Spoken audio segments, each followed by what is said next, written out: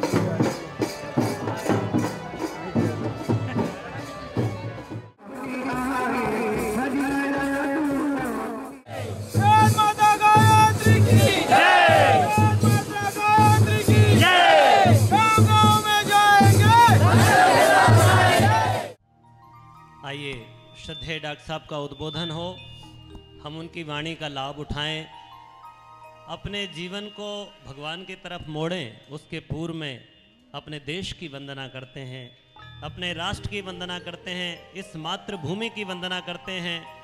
हमारे संगीत के उद्गाता बंधु आप सबको सुनाएंगे भारतवर्ष हमारा प्यारा, अखिल विश्व से न्यारा। संपूर्ण विश्व से न्यारा भारतवर्ष हमारा कैसा है, ये गायन सुने, उसके बाद श्रद्धेय डॉक्टर साहब का उद्बोधन।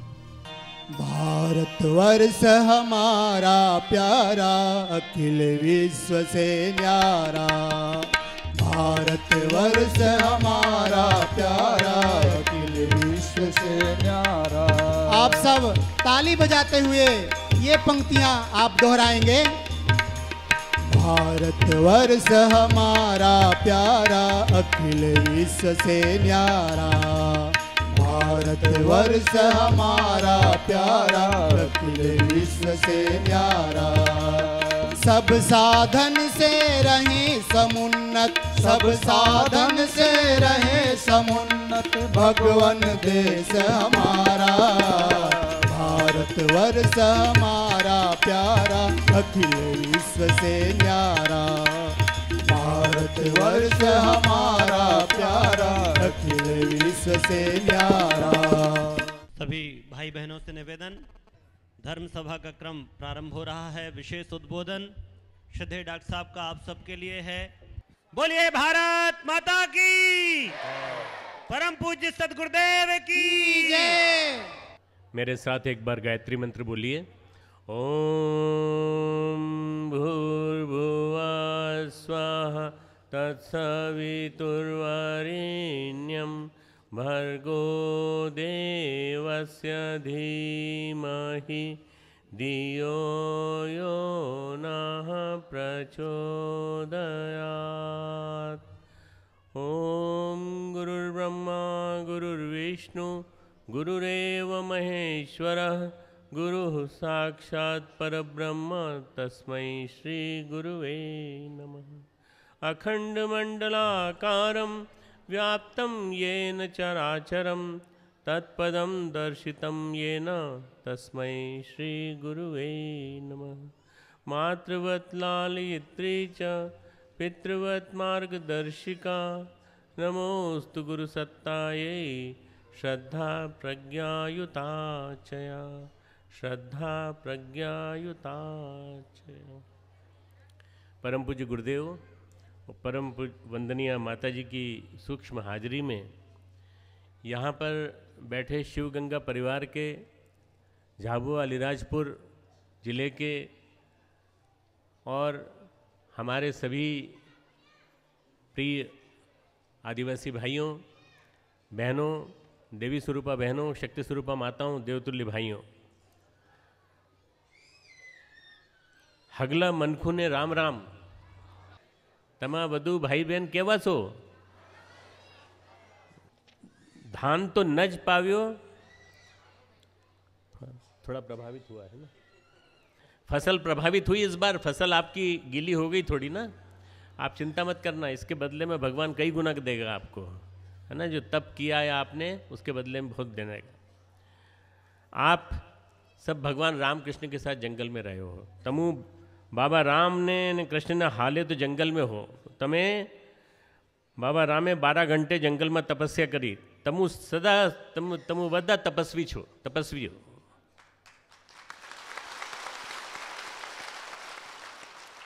मेलो केवो लागे रियो? अच्छा लगा? अच्छा अच्छा। मेला में कई नहीं झांकियों नज नज नज लागी। हवे तो जमाना बदलवो जोईए छे अने शिवगंगानुं काम जबरदस्त है।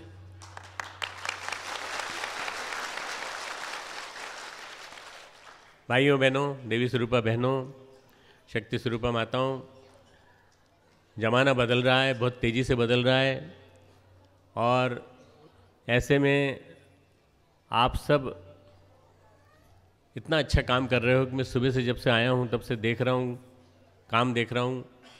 महेश शर्मा जी भाई साहब मुझे लेकर के घूमे, राजाराम भाई मुझे लेकर के घूमे, पूरे सब चीज़ें घुमाई, मुझे पूरा दिखाया। मैं कभी एक दिन में इतना नहीं चलता जितना आज चला हूँ मैं, दिन भर में बहुत चला। और सबसे बड़ी बात यह कि आदिवासी भाई जो हमारे इनके स्वयंसेवक हैं, उन्होंने बड़े अच्छी तरह से दिखाया सब पूरा, अपनी झाबुआ की बोली में ही बोला। मैं झाबुआ रहा हूँ आज से करीब 30 साल पहले, तो मुझे झाबुआ से विशेष प्रेम है, और मुझे ऐसा लगता है कि झाबुआ का और शांति कुंज का, हरिद्वार का ये विशेष प्रेम बढ़कर के खूब आगे बढ़ेगा, और हम लोग मिलजुल करके काम करेंगे। देश को, संस्कृति को, भारत को आज अगर किसी चीज़ की ज़रूरत है तो इसी तरह के काम की ज़रूरत है, जिसमें कि हमारे गांव, हमारे किसान, हमारी खेती, हमारे जंगल, हमारा जल, हमारा ज़मीन, इसकी रक्षा हो। सरकार की सारी योजनाएं ऐसी हैं जिससे इनको नुकसान पहुंचता है। हम ऐसी योजना बनाएं जैसी इनमें दी हुई हैं, जिससे जल की रक्षा हो। जल हमारा प्राण है। 5 देवता कहे गए हैं, क्षितिजल पावक गगन समीरा। ये जो 5 देवता हैं, इनके बारे में रामचरितमानस में भी आया है। ये 4-5 देवताओं की रक्षा करना हम सबका कर्तव्य है। अगर हम इनकी रक्षा करेंगे तो ये हमारी रक्षा करेंगे। मौसम जब खराब होता है, ओले गिरते हैं, पानी बरसता है और बेमौसम का पानी बरसता है, तब नुकसान होता है। और ये बेमौसम का पानी तब नहीं बरसता, अमृत बरसता है जब हम इनकी पूजा करते हैं। इसलिए आपके यहाँ गांव में, जंगल में, आपके पर्वों में, आपके रीति रिवाजों में, संस्कृति में हमेशा परंपरा रही है कि ज़मीन का पूजन करो, माता का पूजन करो, माता वन का पूजा करो, जल की पूजा करो, जंगल की पूजा करो, वृक्षों की पूजा करो। इसलिए पूजा इसलिए की जाती है कि पूजा के माध्यम से हम इनकी रक्षा करते हैं। नहीं तो अंग्रेज़ों ने तो सब काट कूट के पूरा देश हमारा जंगलों से रहित कर दिया। नहीं तो हमारा देश तो इतना समृद्ध था, इतना देश में इतनी समृद्धि थी। हमारा इसी क्षेत्र में नहीं बल्कि पूरे भारत में जंगल कटे हैं, बहुत तेज़ी से जंगल कटे हैं, और उसी तेज़ी से मौसम बदला है।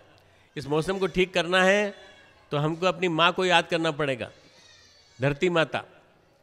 और धरती माता की रक्षा यदि हम लोग करेंगे, धरती माता की यदि हम पूजन करेंगे, धरती माता का यदि हमसे उसकी जो बह जाती है वर्षा में, नीचे उतर जाती है, सारी की सारी पानी के साथ बहाव में बह जाती है, इसको हम रोक सकेंगे जगह जगह चेक डैम बना करके, और इस तरह से छोटे छोटे डैम बना करके हम बहुत बड़ा काम कर सकेंगे। गायत्री परिवार बहुत बड़ा काम कर रहा है। गायत्री परिवार पूरे देश में जगह जगह जाके लोगों के बीच में, उनके बीच में जाके नदियों की रक्षा, नदियों के तटों की रक्षा, नदियों के तटों पर, किनारों पर हरे हरे वृक्ष लगा करके उनको रोकना, ताकि तट बहने ना पाए, और उनको हरी चुनर पहनाना, हरी चादर पहनाना। जैसे चुनर मैंने दुपट्टा ओढ़ रखा है, ऐसे नदियों को दोनों तरफ हरी चुनर पहनाई जाए, और वृक्ष को जितने ज़्यादा वृक्ष लगाए जा सकें, जितने ज़्यादा उपजाऊ वृक्ष लगाए जा सकें, जितने ज़्यादा फलदार वृक्ष लगाए जा सकें, उतने ज़्यादा फलदार वृक्ष लगाने की हमें कोशिश करनी चाहिए। अब पढ़े लिखे लोग भी बड़ी तेज़ी से इस फील्ड में आ रहे हैं, इस क्षेत्र में आ रहे हैं, और सब के सब आकर के भगवान का ही काम कर रहे हैं। ये एक बहुत बड़ी बात है कि भगवान के इस काम में अब सब अच्छे अच्छे लोग लग रहे हैं। सब लोगों के मन में आ रहा है कि हमको मिलजुल करके काम करना चाहिए, और हमको मिलजुल करके काम नहीं करेंगे तो काम नहीं चलने वाला। भगवान कृष्ण ने गीता में कहा है कि ये सृष्टि यज्ञ से बनी है, इस सृष्टि को मैंने यज्ञ से बनाया है। प्रजापिता ब्रह्मा ने सृष्टि को यज्ञ से बनाया है। यज्ञ का मतलब क्या होता है? स्वाहा स्वाहा वाला यज्ञ नहीं। यज्ञ का मतलब होता है साथ साथ चलना, सहगमन, सहजीवन, साथ साथ जीवन। वृक्ष, पानी, जंगल, जमीन, जानवर, आदमी, ये सब साथ साथ जीते हैं। तो इसको एक साथ लेके चलना, एक साथ लेके बनाना। सहजीवन यदि रहेगा तो हमारे देश में समृद्धि आएगी। और जब से हम अलग हो गए, शहर अलग हो गए, गांव अलग हो गए, गांव का शोषण हुआ और शहर में जाके लोग बस गए, और शहर में जाकर गांव की चीज़ ले जाके शहर में महंगी कीमत में बेच दी, तब से ये होने लगा कि पैसा खास हो गया। पैसा आज सब कुछ नहीं है, तो पैसा ही सब कुछ है। सबके पास पैसा है तो सब कुछ है। बस ये सबसे बड़ी खराब बात हुई है जो कलयुग में हुई है। अब आने वाला ज़माना 12 से लेकर 14 साल का समय बहुत अच्छा समय आ रहा है। अब ये 12-14 साल के अंदर आप देखना कि जैसे 14 साल में भगवान राम जंगल में जाकर के तपस्या करके सीता माता को लेके आए थे, ऐसे हम अपनी सीता माता को, माता पृथ्वी को निकाल के लेकर आएंगे वापस, और स्वर्ग बनाएंगे, इस धरती को स्वर्ग बनाएंगे। ये 2014 का जो वर्ष चल रहा है, ये बहुत खास साल है। मैं यहाँ ऐसे ही नहीं आया हूँ, भगवान ने भेजा है मुझे। और ऐसी परिस्थितियाँ बन रही हैं कि ऐसे अच्छे अच्छे काम करने वाले जितने भी संगठन हैं, वो सब मिलकर के यज्ञ भावना से काम करेंगे तो देखते देखते परिवार खड़ा होता चला जाएगा। आपका और हमारा परिवार मिलकर के एक बनेगा, और गायत्री परिवार जहाँ होगा वहाँ आप लोग होंगे, और जहाँ आप लोग होंगे वहाँ गायत्री परिवार होगा। हम सब मिलकर के एक साथ काम करेंगे। गायत्री परिवार की 2 बातें हैं। गायत्री यानी सही ज्ञान, सच्चा ज्ञान। सच्चा ज्ञान कौन सा? जो हमको अपने बुजुर्गों ने दिया। वृक्षों की रक्षा करो, पेड़ों की रक्षा करो, झाड़ों की रक्षा करो, फसल सही समय पर आए इसके लिए मेड़ों पे भी पेड़ लगाओ, पानी सही समय पे गिरे ऐसा कुछ प्रयास करो, रक्षा करो। ये सही ज्ञान। सही ज्ञान ये कि पूजन करके सब शुरुआत करो। सही ज्ञान क्या? कि हमारे जो सांस्कृतिक क्रम थे, उपक्रम थे, रीति रिवाज थे, वो जिंदा रहें। हमारा छोरा जाता है गाँव से शहर में, और शहर में जाके सब भूल जाता है। वो कपड़े बदल लेता है, और कपड़े बदलने के बाद भूल जाता है कि कपड़े पहन लेने से कुछ नहीं होता, धरती माता के कपड़े तो उतर रहे हैं, तो ऐसे क्या फ़ायदा। उसको तो कम से कम वो समझना पड़ेगा कि उसको तो अपनी संस्कृति को और अपने जितनी परंपराएं हैं उनको जिंदा रखना है। ये सही ज्ञान है। सद्ज्ञान यानी गायत्री। गायत्री में हम मंत्र जपते हैं, गायत्री मंत्र से गायत्री माता से प्रार्थना करते हैं। जो आपने चित्र देखा है यहाँ पर, ये गायत्री माता का लगा है सामने। ये गायत्री माता से हम प्रार्थना करते हैं, भगवान सबको सच्ची बुद्धि देना, सही बुद्धि देना। उन लोगों को भी जो गलत काम कर रहे हैं उनको भी सही बुद्धि देना, और ताकि सबका भविष्य उज्ज्वल हो, सबका भविष्य अच्छा हो। और दूसरा है यज्ञ। गायत्री और यज्ञ। गायत्री माता है हमारी, यज्ञ हमारे पिता हैं। यज्ञ क्या है? यज्ञ में 3 मेखला होती हैं, 3 मेखला के अंदर हम स्वाहा स्वाहा करते हैं। ये यज्ञ नहीं है। यज्ञ का मतलब होता है दान, देना, भगवान को देना। सुबह सुबह उठते ही भगवान सूरज को 1 अंजुलि जल देना। उसके बाद तुलसी के थावले में जाकर वहाँ जाके जल देना। उसके बाद थोड़े से रोटी का टुकड़ा, थोड़ा सा चावल, जरा सा इसको अग्नि के ऊपर आहुति देना, बलिवैश्व यज्ञ, छोटा सा यज्ञ। हे भगवान, सारे समाज में, सारी दुनिया में जो लोग रह रहे हैं, जीव जंतु रह रहे हैं, उन सबको इससे आहुति मिले। आपके अकेले के देने से क्या होगा? हजारों लाखों करोड़ों व्यक्ति जब देंगे तो ये आहुति देने से पूरा के पूरा सबको, इकोलॉजी, हमारी जो आसपास का जो साम्राज्य है, ये पूरी जो सृष्टि है, इसको देवताओं को आहुतियाँ पसंद है। देवताओं का भोजन है हमारी आहुति। हम जो देते हैं ये देवताओं का भोजन है। देवताओं को अच्छी चीज़ें पसंद है, अच्छे काम पसंद हैं। देवताओं को मिठाई पसंद नहीं है, देवताओं को कोई खाना पीना पसंद नहीं है, देवताओं को कोई बलि पसंद नहीं है, किसी बकरे की बलि कर दो या ये कर दो। देवताओं को अच्छे काम पसंद है। तो दान उस चीज़ का देना जो अच्छी चीज़ें हैं। दान यानी देने की वृत्ति, देना, जो जिसको देना आता है वो दान देता है। दान देने की वृत्ति। दूसरा अर्थ है देव पूजन। हमारे अंदर खूब सारी अच्छाइयाँ हैं। मैं झूठ नहीं बोलता, मैं सच बोलता हूँ, मैं सबकी सेवा करता हूँ, मैं सबको अच्छे अच्छे काम सिखाता हूँ, मैं दुनिया भर में जा कर के सबको अच्छे अच्छे काम बताता हूँ। ये क्या है? अच्छी प्रवृत्तियाँ, इनको बढ़ाना। प्रवृत्तियाँ यानी व्यक्तित्व का सुनियोजन। हमारा जो पर्सनालिटी है, हमारे जो व्यक्तित्व है, इसको हम अच्छा बना लें। ये हमारे अंदर जो देवी देवता बैठे हैं, देवी देवता कहीं बाहर नहीं है, देवी देवता हमारे अंदर ही हैं सारे के सारे। सरस्वती माँ अंदर बैठी है, माँ ब्रह्मा अंदर बैठे हैं, हमारे ब्रह्मा जी अंदर बैठे हैं। हमारे अंदर सारे देवी देवता हैं, विराजमान हैं, जितने भी हैं। मुंह से सरस्वती निकल रही है। हमारे अंदर जल के रूप में माता गंगा बह रही हैं, भागीरथी बह रही हैं।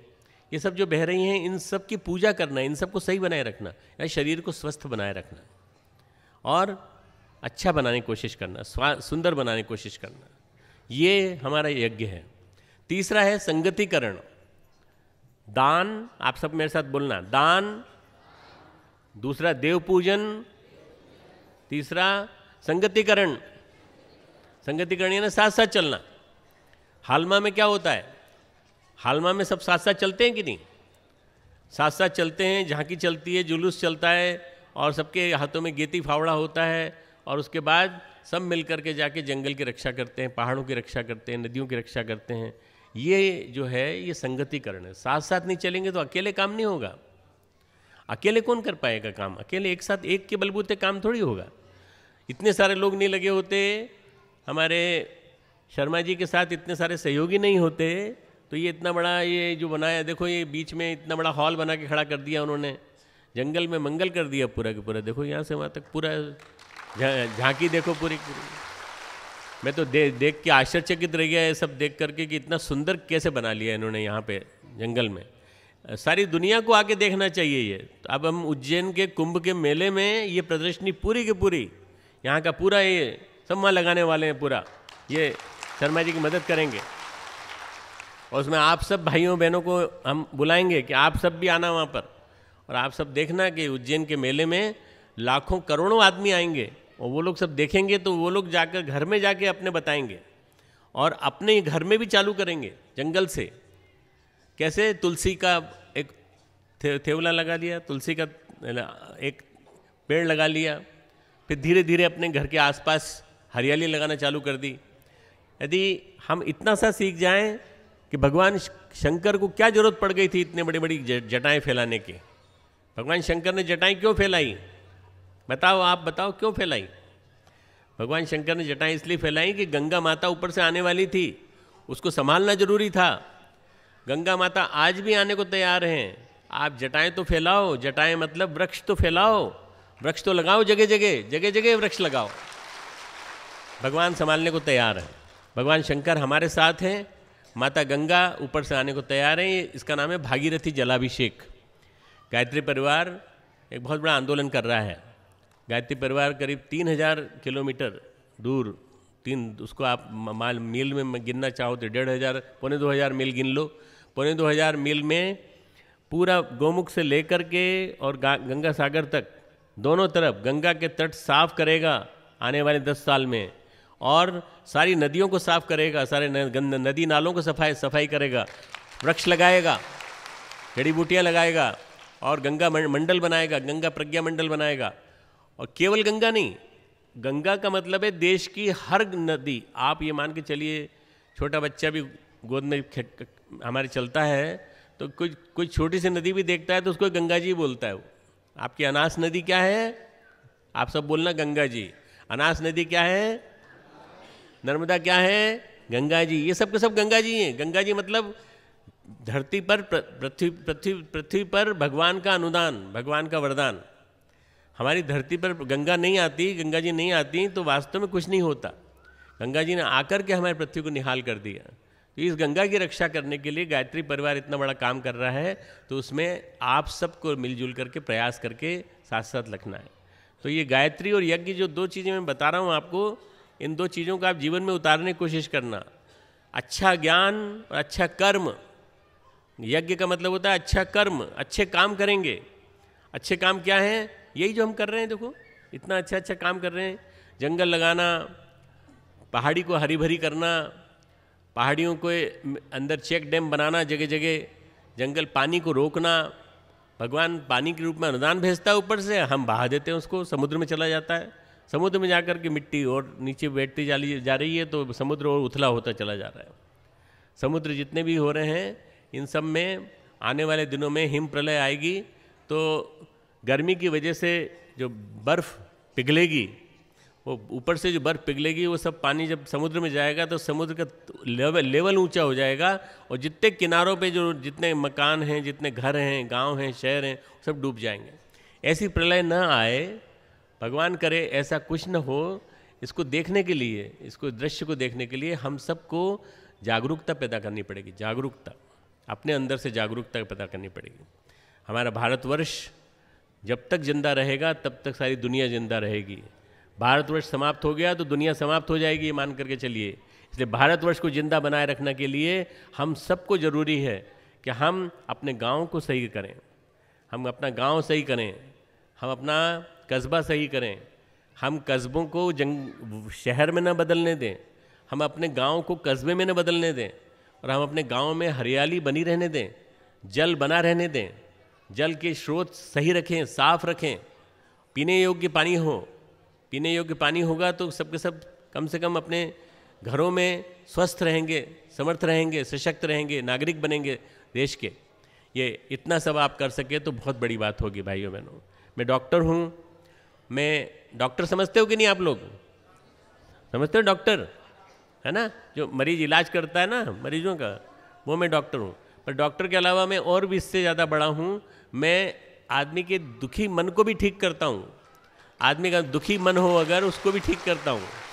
उसका आशीर्वाद मेरे को मेरे गुरुदेव ने, हमारी माता जी ने दिया है कि दुखी मन को ठीक कर दें। आपके मन दुखी हैं, मैं जानता हूँ।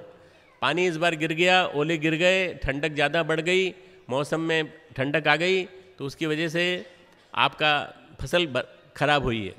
आपकी फसल फिर से ठीक हो जाएगी और अगले साल पूरा इसका मुआवजा मिल जाएगा। आपका मुआवजा आपकी ही मेहनत से मिलेगा और किसी की वजह से नहीं मिलेगा, आपको ही मिल जाएगा, अपनी ज़मीन से मिल जाएगा।